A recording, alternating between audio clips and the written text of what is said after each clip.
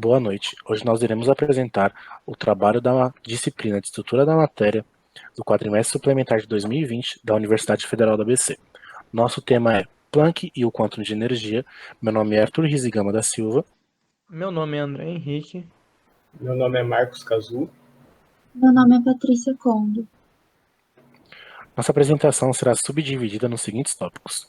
Nós iremos falar sobre Max Planck, sobre a física quântica, sobre a constante de Planck, sobre o quantum de energia, sobre Albert Einstein e o efeito fotoelétrico, daremos nossa conclusão e apresentaremos nossas referências.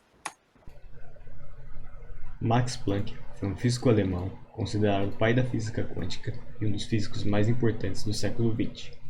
Ele nasceu na cidade de Kiel, no norte da Alemanha, no dia 23 de abril de 1858. Planck começou seus estudos na Universidade de Munique em 1874. Seus primeiros trabalhos foram sobre a termodinâmica, mas ele também publicou trabalhos sobre a entropia, termoeletricidade e na teoria das soluções diluídas. No final do século XIX, os problemas da radiação envolveram sua atenção. E em 1899, após pesquisar sobre as radiações eletromagnéticas, ele descobriu uma nova constante fundamental, que foi batizada posteriormente em sua homenagem como constante de Planck. Em 1900, ele descobriu a lei da radiação térmica, chamada Lei de Planck da radiação, que foi a base da teoria quântica, que surgiu 10 anos depois com a colaboração de Albert Einstein e Niels Bohr.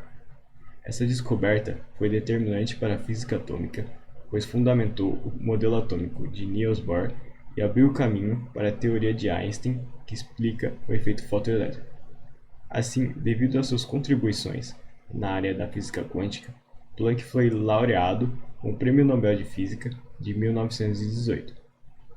Max Planck faleceu em Göttingen, na Alemanha, no dia 4 de outubro de 1947, e em sua honra, o maior prêmio científico da Alemanha passou a ser a Medalha Planck. E agora eu vou falar sobre a física quântica. Ela é uma parte da física moderna que surgiu no século XX e tem ganhado grande destaque e relevância. Uma das suas bases é que tudo é, ao mesmo tempo, matéria e energia. Isso porque toda a matéria apresenta comportamento ondulatório, mas em objetos macroscópicos ele é relevante, diferente do microscópio. Exatamente por isso, a física quântica tem foco nos estudos microscópicos, ou seja, seu objeto de estudo são os fenômenos na escala microscópica, associada aos átomos, moléculas, partículas subatômicas e quantização de energia. E ela é responsável por moldar toda a experiência cotidiana ao nosso redor. Então, na imagem temos o átomo e as partículas subatômicas, que são seu objeto de estudo. E uma questão importante é que a física clássica, que trata de fenômenos macroscópicos, ou seja, dos corpos que vemos ao nosso redor, é incapaz de descrever fenômenos microscópicos.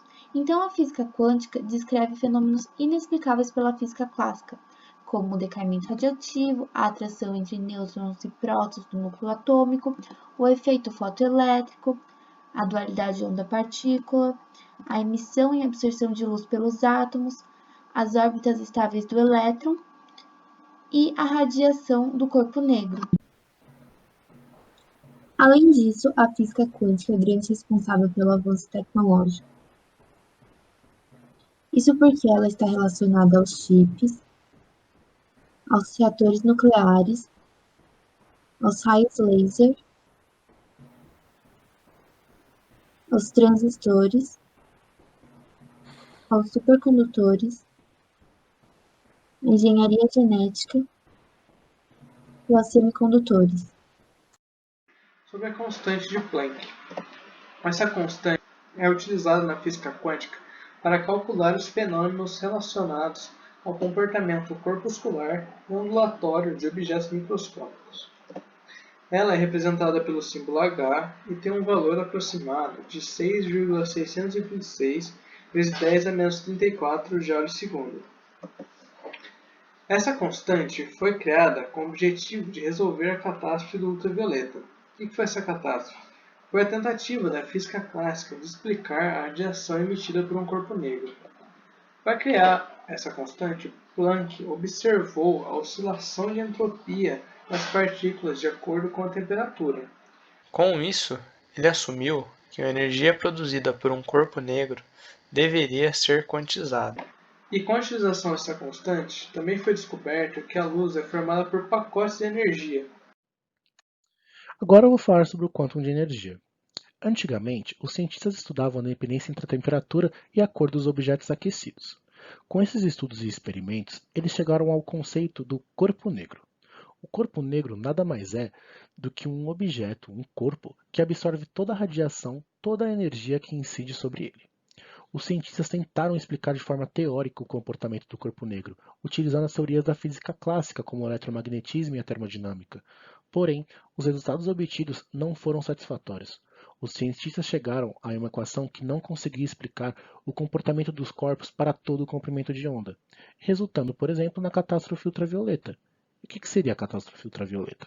A catástrofe ultravioleta nada mais é que a discordância dos valores experimentais com os obtidos pelos cientistas para pequenos comprimentos de ondas, como por exemplo, como podemos ver no gráfico, a linha preta, que no caso ela tende ao infinito.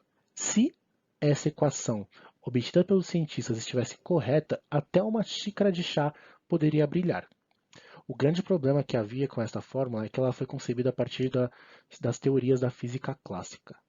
Para resolver este problema, Max Planck postulou que os objetos radiantes só poderiam emitir ou absorver energia em determinadas quantidades fixas, ou seja, em pequenos pacotes de energia. E assim ele conseguiu chegar a uma equação que explicasse o comportamento dos corpos para todo o comprimento de onda. A partir daí, iniciou-se a física quântica e o quantum de energia é o elemento que compõe a luz, ou seja, a luz ela tem um comportamento como partícula e como onda. Isso nós chamamos de uma dualidade de comportamento, um comportamento onda-partícula. Ora ela se comporta como onda, ora ela se comporta como partícula. Atualmente, o quantum é chamado de fóton. Aqui nós podemos ver a fórmula para chegarmos à energia de um quantum, que no caso é a constante de Planck vezes a frequência. Bom, agora eu irei falar sobre Albert Einstein e o efeito fotoelétrico. Albert Einstein descobriu o efeito fotoelétrico, que nada mais é que a ejeção de elétrons de um metal quando exposto à radiação.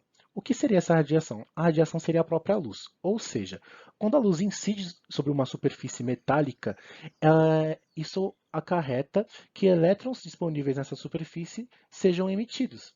Ou seja, quando as partículas que compõem a luz, que anteriormente eram chamadas por Planck de quantum, atingem a superfície metálica, a energia cinética dessas partículas são transmitidas para os elétrons e os elétrons são emitidos. Tá?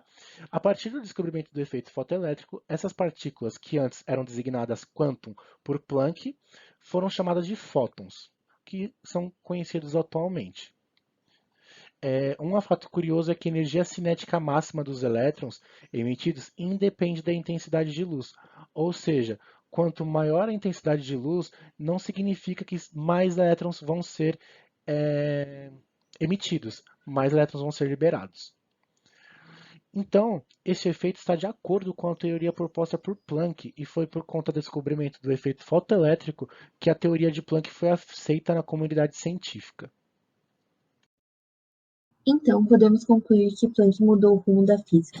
As descobertas na área da quântica são muito utilizadas atualmente. Foi Einstein quem ajudou a teoria de Planck ser aceita no mundo acadêmico, e quem não acha complicada a física quântica não a compreendeu realmente. Aqui são algumas das nossas referências, das referências utilizadas na apresentação. Nós agradecemos e qualquer dúvidas sobre a apresentação, sobre o trabalho, aqui são nossos contatos.